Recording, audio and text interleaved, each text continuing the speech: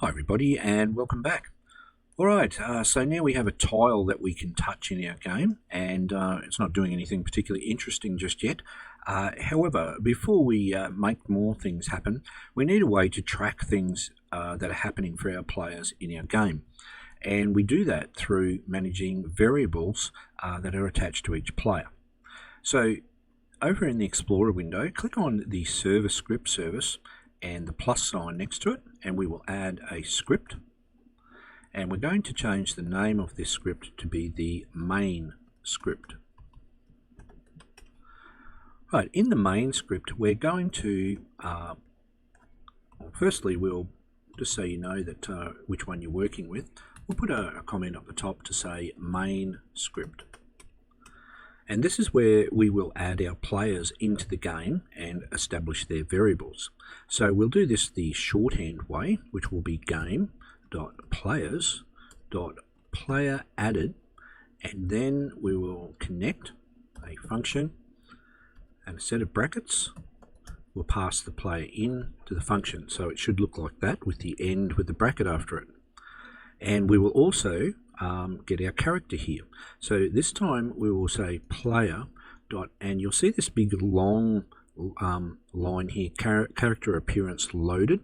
So we're going to use that one, and it just gives the program a bit more time to load the character before it runs the code below and minimizes errors. So we'll connect and a function, and we'll pass in the character. Alright, so within here now, when a player joins the game, this script will run for each person that comes in, so we can create individual folders and files for them. So to begin with, we'll create two folders. The first one is called a leader stats folder.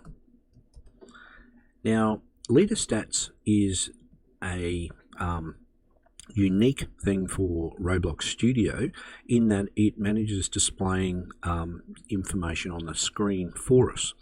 So we can add a comment here, variable names shown on screen.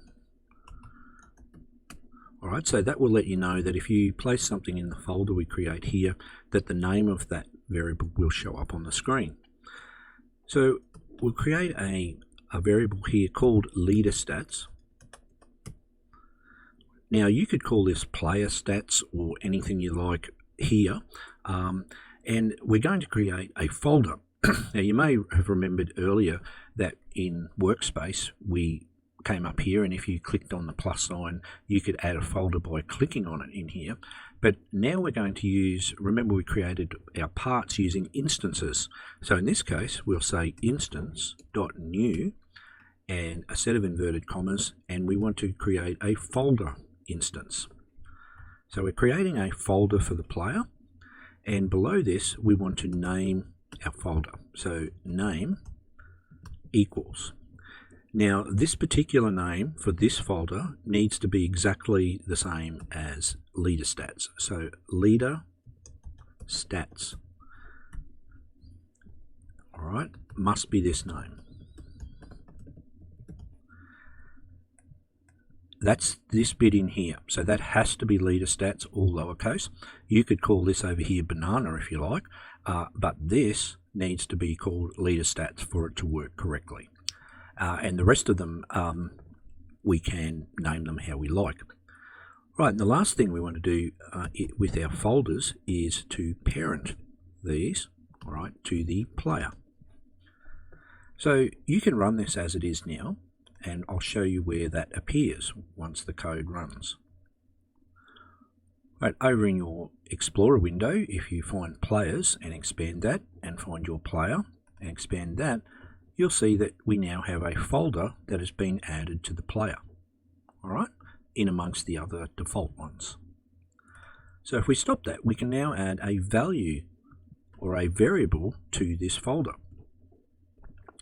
And in our game, when the player touches our tile and they have the right color, then they will earn some points.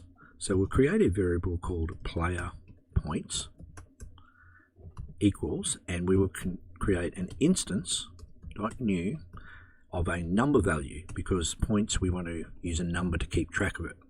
Now, in this line above here where I parented the player in a single line, a shortcut version of doing that is to put a comma when you create an instance, and then you can put the where you want to parent it. In this case, we want to parent it to the leader stats.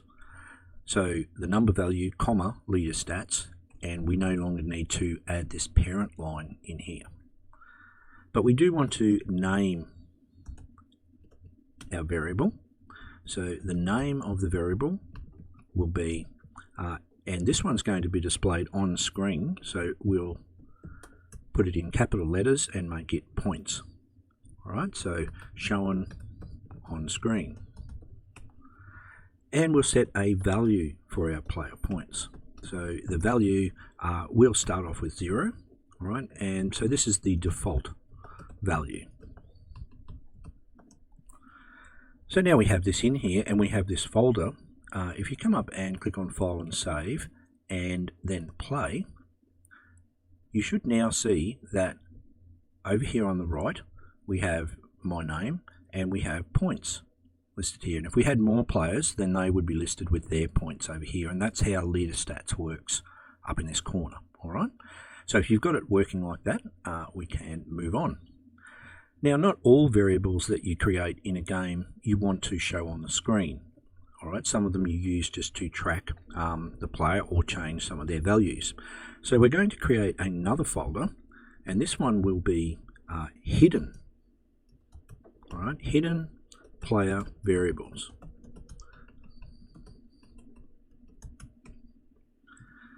So it's the same process, only we're just going to change the name, and we'll make it something that makes sense. So player vars, right, for variables, is instance.new, and we again want to make a folder.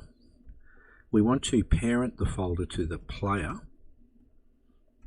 right, and then player vars dot name, and we'll make it a short name, so PLR for player, and then vars, player vars, and that will create another folder for us to make use of. Now, as I said, the player in this game is going to change colors to match the tiles. Well, the tiles will change, and then the player, if they match the color, will earn points. So we'll create a variable here called player color, and I know color is misspelled there intentionally. Instance.new, and we're going to use a string value to define the color of the player. Now we want to parent this particular variable to the new folder that we just created, the player vars folder.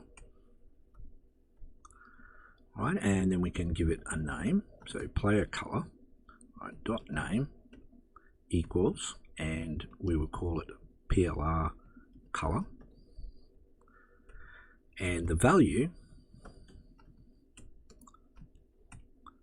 we will simply set to be none to begin with. Alright, so they'll start the game with nothing, no color, but they will have points. So once you have all of these set up, you can give it a run and a test if you like. You won't see anything particularly different, but you can come up and check that in players, under your player, you have a leader stats folder, and inside of that we have points, and the little hashtag says that it's a value type of variable. And then in player vars, we have player color. All right. Now, if you click on the actual value, you'll see it says string value, and if we click on points, it says number value. Right. So if you have that and everything's looking good and you don't have any errors, then you are good to go. Now, I didn't mention at the beginning of the video, but I had increased my version to 3 here. So if you haven't increased yours, do it now. But ready for the next video, I will come up and go to Save As, and we'll change it to 4 now. Alright, and we're good to go for the next video, so I shall see you there.